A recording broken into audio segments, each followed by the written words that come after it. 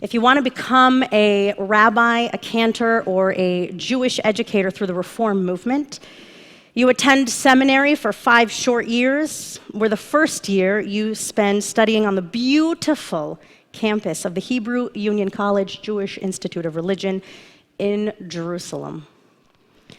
This was one of the truly best years of my life, aside from when I met you, my husband.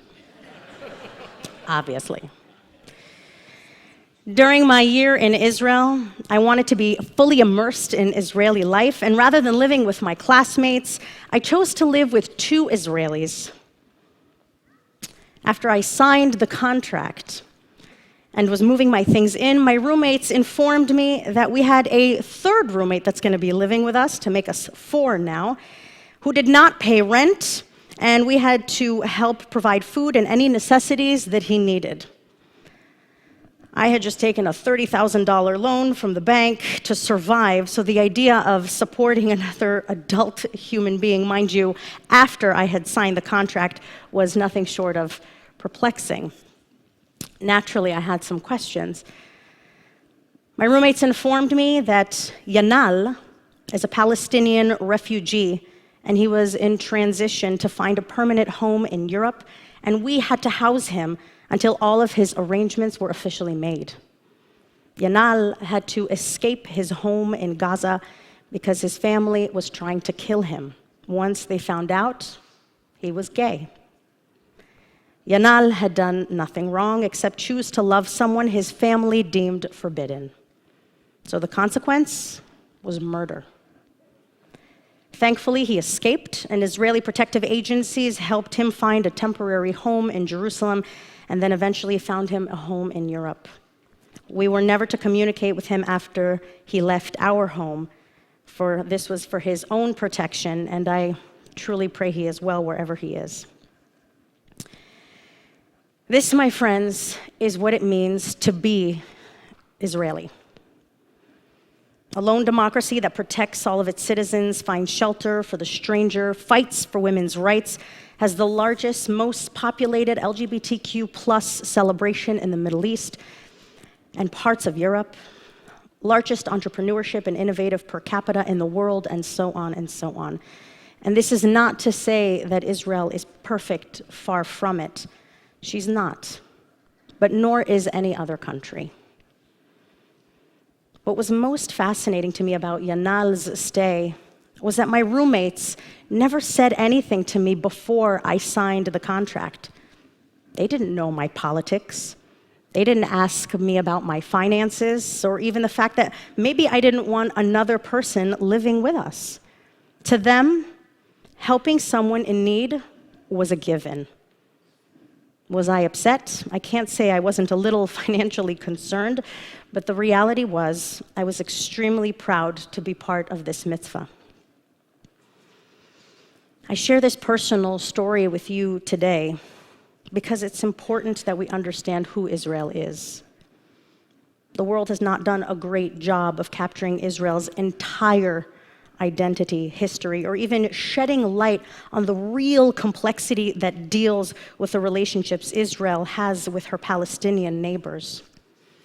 Whether it's the media, the misinformation being taught on college campuses, or social media outlets, I'm concerned and even upset that not shedding light on the multifarious nature of our relationship is not informing the public of what's happened, but rather egging on one side or the other and creating more harm than good.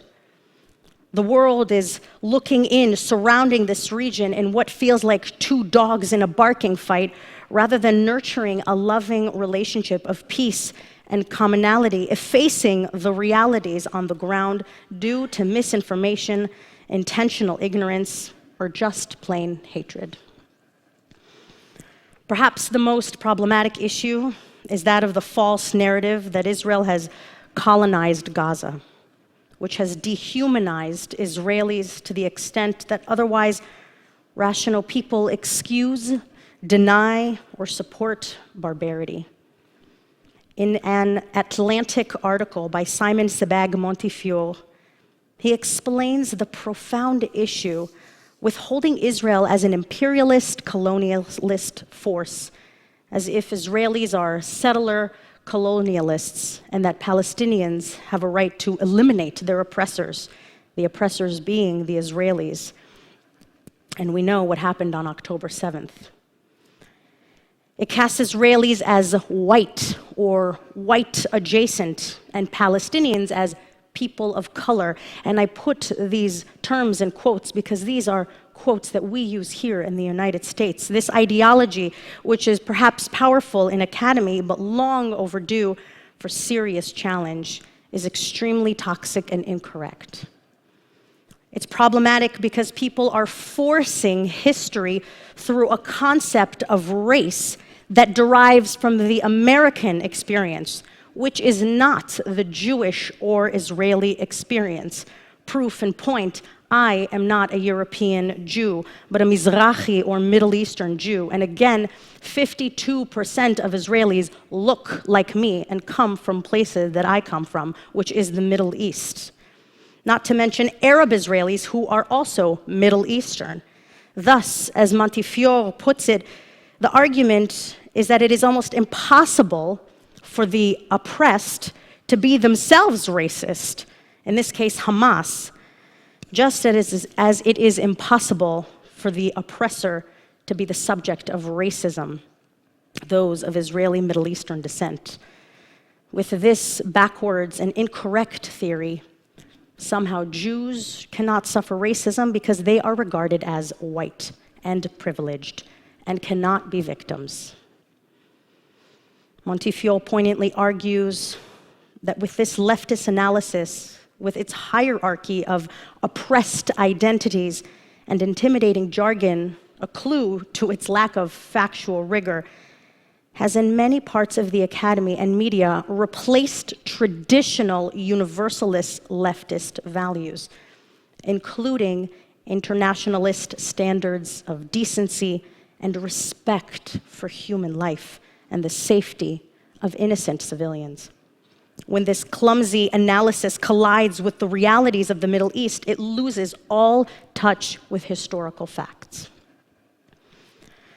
Contrary to the decolonizing narrative, Gaza is not technically occupied by Israel, not in the usual sense of soldiers on the ground. Israel evacuated the Strip in 2005, removing all of its settlers and inhabitants. In 2007, Hamas seized power, killing its Fatah rivals in a short civil war. Hamas set up a one-party state that crushes Palestinian opposition within its territory, bans same-sex relationship, represses women, and openly espouses the killing of all Jews. Very strange company for leftists. In this article, Montefiore points out that in a further racist twist, Jews are now accused of the very crimes they themselves have suffered. Hence, the constant claim of genocide when no genocide has taken place or been intended. Israel with Egypt has imposed a blockade on Gaza since Hamas took over. Although there is a strong instinct to make this a Holocaust mirroring genocide, it is not. The Palestinians suffer from many things, including military occupation, settler intimidation, and violence. Corrupt Palestinian political leadership, callous neglect by their brethren in more than 20 Arab states, but none of this constitutes genocide.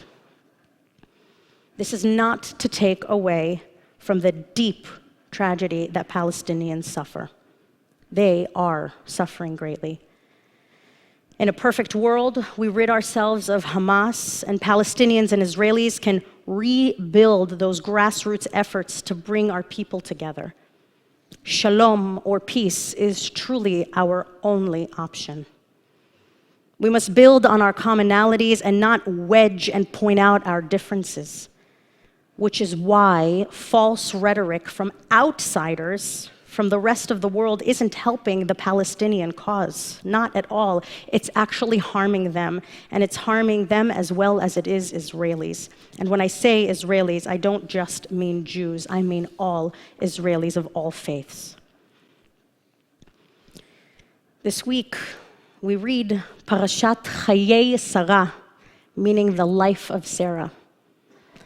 In the opening verses, we read that Sarah has passed, yet she is remembered for her life, for her accomplishments.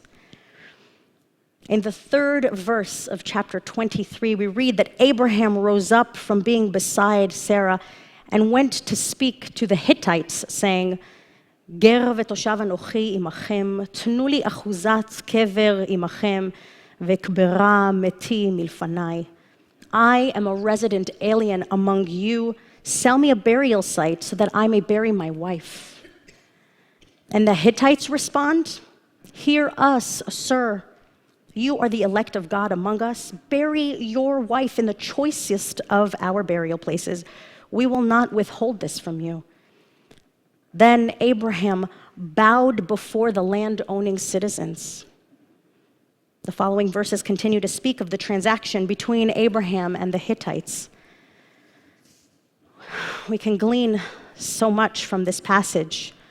A mutual understanding, a mutual respect between two peoples, especially in a time of loss. There's a boundary drawn that when we lose loved ones, we offer our moral compass to show compassion, empathy, and support basic human decency. There's so much for us to learn from this passage today. Much of our world has lost its moral compass, compassion, and empathy for the other, whoever they deem the other to be. Instead of creating opportunities for peace and compassion, outsiders have generated a further divide, pain, and mercilessness based on ignorance and hatred masked in humanitarianism. This is the harsh reality. But I am optimistic and hopeful. This is our opportunity to embrace and elevate our Jewishness. We have been pushed out of many circles, including progressive ones, where we thought we had a home, but learned the harsh truth of who our friends are and aren't. And this is our opportunity to rethink and reshape the truth and disseminate to the world one relationship at a time. In this moment, none of us are exempt from doing the work of rebuilding, whether it's through donating to institutions that are fighting for Jewish hatred, all the way to inviting a friend of a different faith to Shabbat dinner. Each and every action counts and matters. We're in a place where we can rebuild a better world for our next generation. We have all suffered through a pogrom, the most impactful one since the Holocaust. A few years ago, Lord Rabbi Jonathan Sacks, Zichrono Livracha, put it so eloquently when he said, "Never again is starting to sound like ever again. And at the heart of it is hostility to Jews. In the Middle Ages, Jews were hated because of their religion. In the 19th and 20th century, they were hated because of their race. Today, because it is no longer done to hate people for their religion and their race, they are hated for their state. The reason changes, but the hate stays the same. Anti-Zionism is the new anti-Semitism. It is Jew hatred. Moses' doctrine, uvacharta b'chaim, choose life, because we have to stand up and fight. We have to stand up and win. Judaism is the defeat of probability by the power of possibility, and nowhere will you see the power of possibility more than in the state of Israel today." Amen indeed.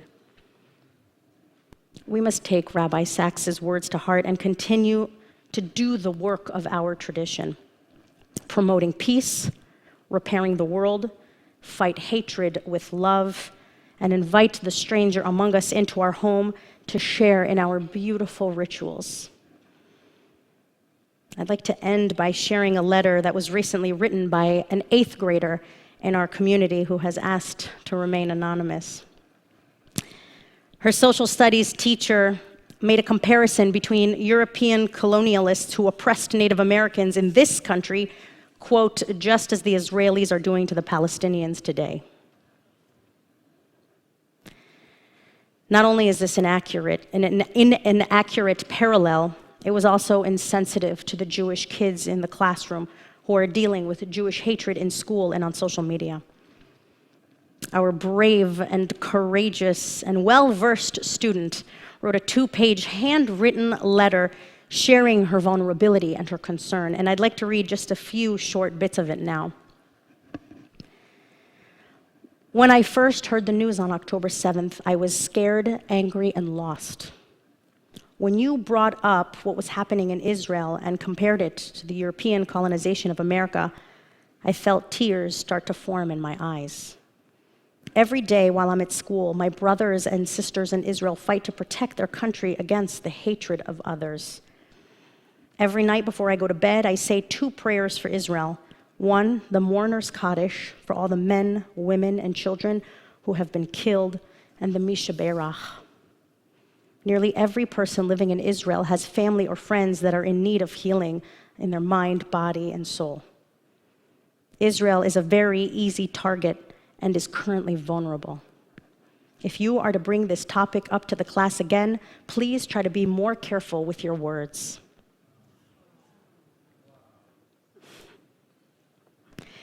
If the youngest members of our community are fighting the hatred in the world, we have no excuse and may not stay silent in this moment. We must continue to do our work in education, outreach, and dialogue, especially when it's painful. We must continue to thank any and all of our leaders who are standing up for Jewish hatred, putting aside our differences. This is not the time to divide, but to come together in understanding, compassion, and love. These values will prevail and bring the ultimate gift of shalom, peace to all. Shabbat shalom.